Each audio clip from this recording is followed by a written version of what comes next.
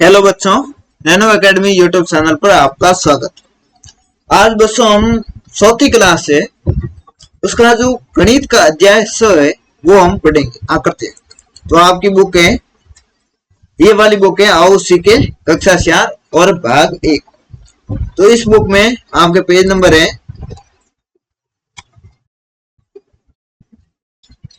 149। जो 149 page number है, इस पर ये आपका अध्याय है।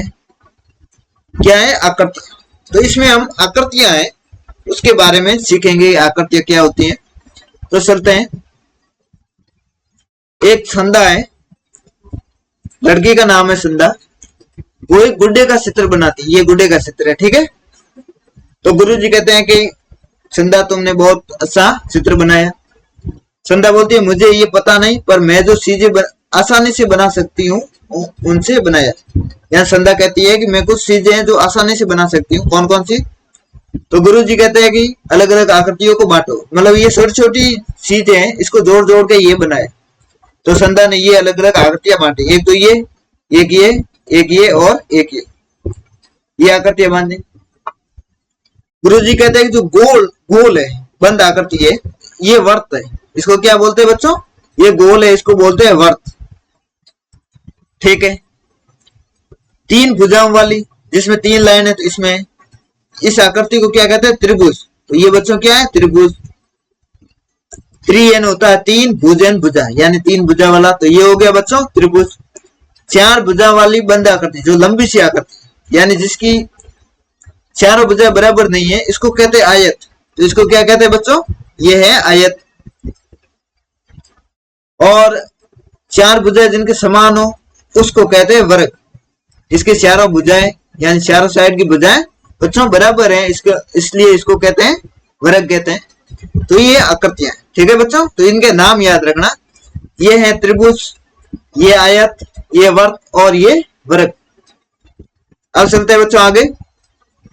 अब क्या करना, आपको गिनना है। जो ऊपर गुड्डा है उसमें ये आकृतियां गिनना है। तो हम, अब गुड्डा तो ऊपर के पेज में रह गया, तो मैं पहले वहां पर गिन लेते हैं, फिर यहाँ पर लिख लेंगे। तो चलते हैं। ये आपका गुड्डा है, तो इसको थोड़ा जूम कर लो।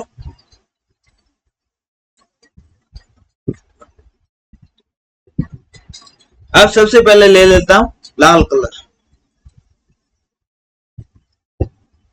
सबसे पहले हम गिरेंगे त्रिभुज, ठीक है बच्चों। अब इसमें त्रिभुज कितने हैं? तो ये एक, ये नाक वाला दो, ठीक है। इसके अलावा ये हाथ का तीन, ये चार, ये पैर में 5 और ये 6। तो बच्चों त्रिभुज कितने हुए? बराबर 6। अब दूसरा कलर ले लेता हूं। अब लिया है मैंने येलो, पीला कलर। अब गिनेंगे हम गोला, जो वृत्त है वो गिनेंगे। तो ये दो आंखें, ये एक और दो, दो तो ये हो गए। एक ये बेल्ट में लगा हुआ पट्टे में, तो ये हो गया 3। तो गोले कितने हुए? 3। और ये मुंह वाला बड़ा वाला गोला, बार बार, ठीक है। तो ये बच्चों हो गए 4 गोले। कितने हो गए? 4। अब तीसरा कलर लेते हैं हरा, ठीक है। अब गिनेंगे हम आयत। आयत कौन सा होता है? जिनके आमने सामने की भुजाएं तो बराबर होती है, लेकिन चारों भुजाएं बराबर नहीं होती। ये ऐसा भी हो सकता है, ऐसा भी हो सकता है, मतलब लंबा होता है, ठीक है। अब आयत गिनते हैं। तो एक तो ये मुंह, तो ये, ठीक है, मुंह वाला। दो कान वाले, तो ये हो गए 3। ये हाथ वाला 4, ये 5, ये गर्दन 6 और ये पेट, ये भी आयत है, ठीक है बच्चों। आमने सामने की भुजाएं बराबर नहीं। तो ये हो गए 7। और ये जो बेल्ट है 8, ये पैर 9 और ये दूसरा वाला पैर 10। तो ये कितने हुए? आयत कितने हुए? 10।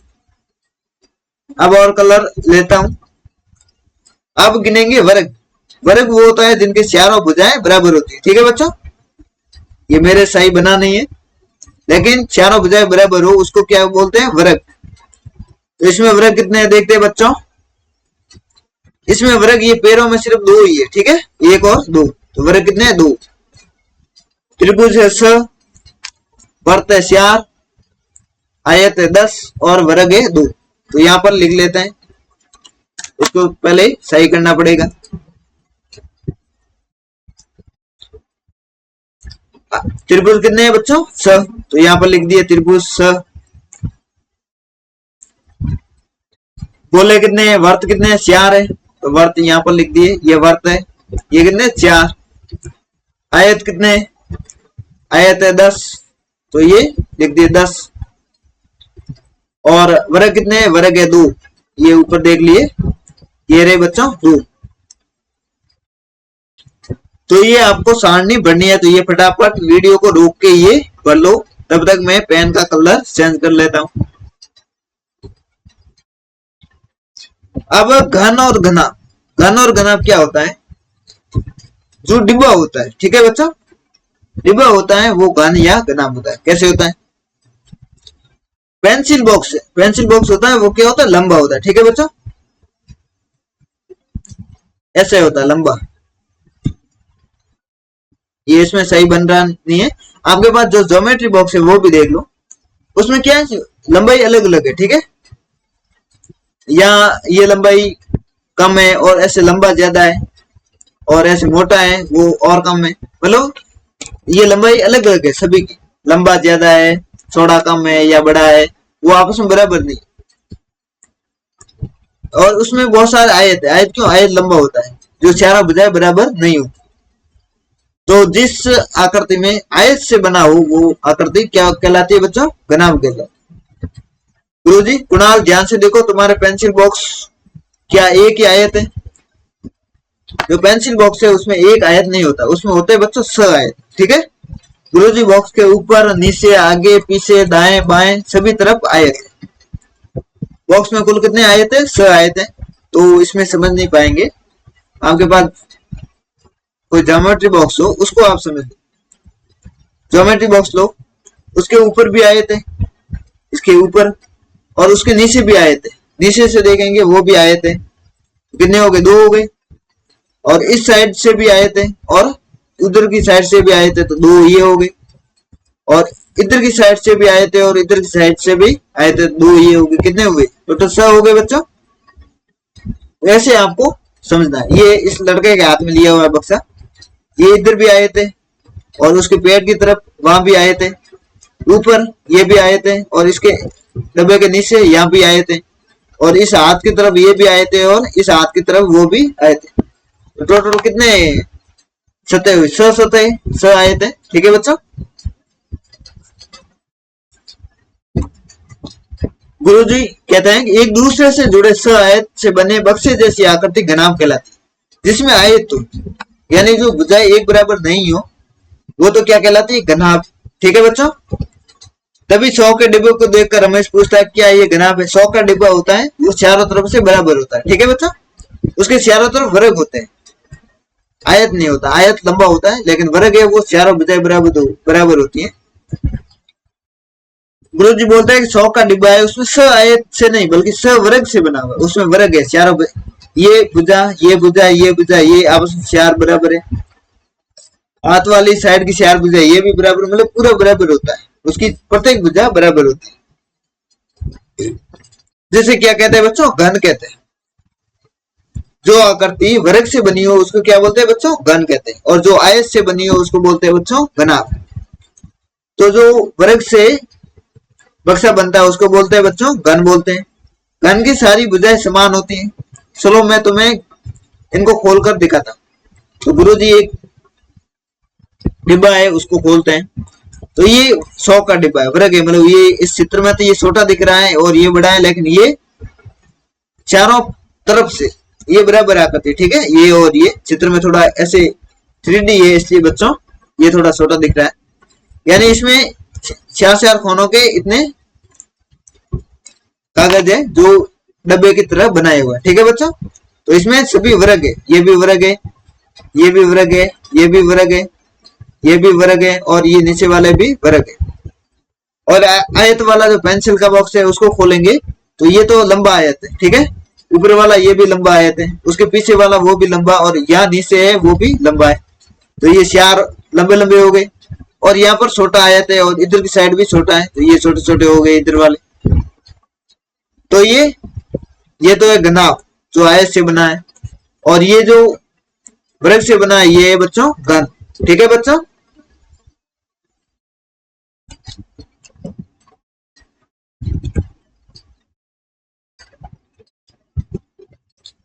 जिससे नेट अथवा जाल कहते हैं।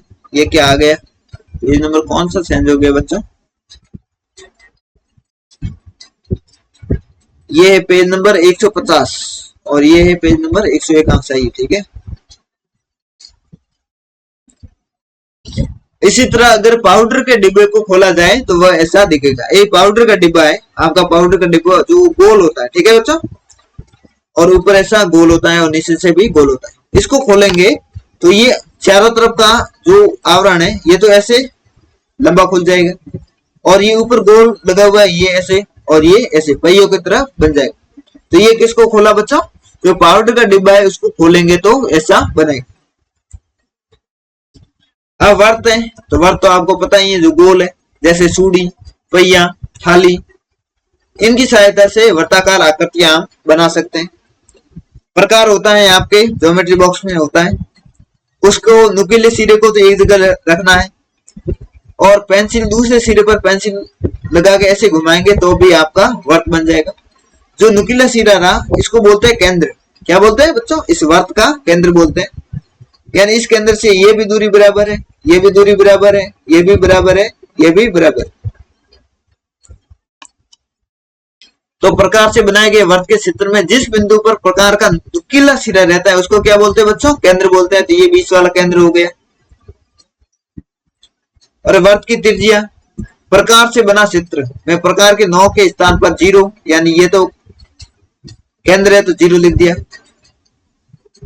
और पेंसिल की नोक रहती है उसके ऊपर लिख दिया ए, ठीक है। ये पेंसिल की नोक थी यहाँ पर, और ओ और ए को मिलाइए, ए से ओ तक ये मिलाए, ये दूरी ये तो होती है बच्चों त्रिज्या, ठीक है बच्चों। यहां से बोले यहां तक जाए ए तक, यहां से बोले बी तक जाए, यहां से ओ से बोले सी तक जाए, ये सब बराबर दूरी। यहाँ जो दूरी ये है यही दूरी सेम ये है, और यही ये और ये, यानी केंद्र से यहां तक जाना है तो वो दूरी बराबर, यानी ये कितनी, यहां से यहां तक जाओ ये होगी एक त्रिज्या, ठीक है बच्चों। तो त्रिज्या किसे कहते हैं, केंद्र से इस बाहरी परिधि तक जाने की जो दूरी है वो त्रिज्या है। यहां से यहां तक जाएंगे तो भी सेम है, तो ये भी त्रिज्या है। वर्त का व्यास, तो बिंदु ए से यहां से पहले जाना है इस केंद्र पर और इससे आगे सेम सीधा जाना है आपको सामने वाली परिधि उस पर। त्रिज्या तो इसकी आधी होती है यहाँ तक, ठीक है। और इस त्रिज्या को आगे और बढ़ा देना है, एक और बढ़ा देना, यानी 2 त्रिज्या होगी बच्चों। तो ये होता है वर्त का व्यास, ठीक है बच्चों, समझ में आ गया होगा आपको। यानी वह रेखाखंड जो वर्त के केंद्र से होकर जाता है, यानी यहां से स्टार्ट किया तो केंद्र से होकर आगे गया, यहां से स्टार्ट करते बच्चों तो इस केंद्र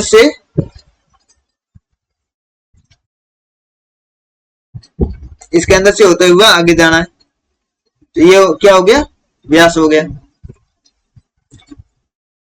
जो त्रिज्या का 2 गुना होता है, ठीक है। ये त्रिज्या का 2 गुना आपको पता ही है, यहां से यहां तक त्रिज्या 1 और इससे आगे ये भी त्रिज्या है तो 2 हो गई।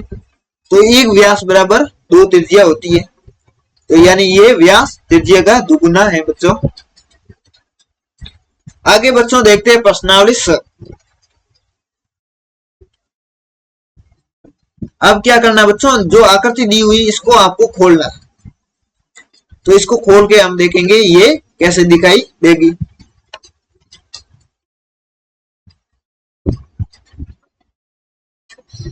अब इस बक्से को खोलते हैं, ये है घन, ठीक है बच्चों। ये ऐसे दिख रहा है, ये यहाँ पर आए थे लेकिन ये चारों तरफ बराबर है, तो घन को खोलेंगे तो कैसे दिखेगा, तो आप लिखते हैं, यहाँ पर लिखते हैं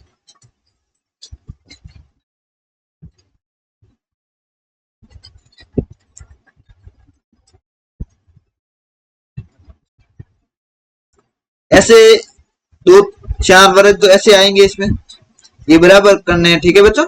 और 2 वर्ग इसके ऐसे लगे हुए हो, तो इसका तो खोलेंगे तो ये ऐसा दिखाई देगा। ये जो बक्सा है इसको खोलेंगे तो ऐसा कागज बनेगा। इस पाउडर का डब्बा हमने देखा था, इसको खोलेंगे तो कैसे बनेगा, एक तो बड़ा कागज बनेगा जो गोल बनाया हुआ है। आप स्केल से बनाना, ठीक है बच्चों, मेरे तो ये लाइन टेढ़ी हो रही है, आप स्केल से बनाना। ये जो ऐसे गोल घुमा हुआ है इसको तो ऐसे खोलेंगे तो ये बन गया, और जो ये ऊपर और नीचे दो लगे हुए हैं तो ये इसके ऐसे लगेंगे यहाँ पर पहियों की तरह। ठीक है बच्चों, अब ये इसको खोलना, ये लंबा सा है, इसको कैसे खोलेंगे, तो ये लंबे लंबे पहले तो आपको सियार बना लेना है।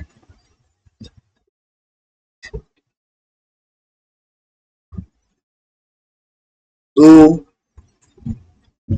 ये आप स्केल से बनाना बराबर माप के, ये सियार बन गई, और ये इधर दो लगे हुए छोटे छोटे, ये यहाँ पर बनाना है आपको, यहाँ पर।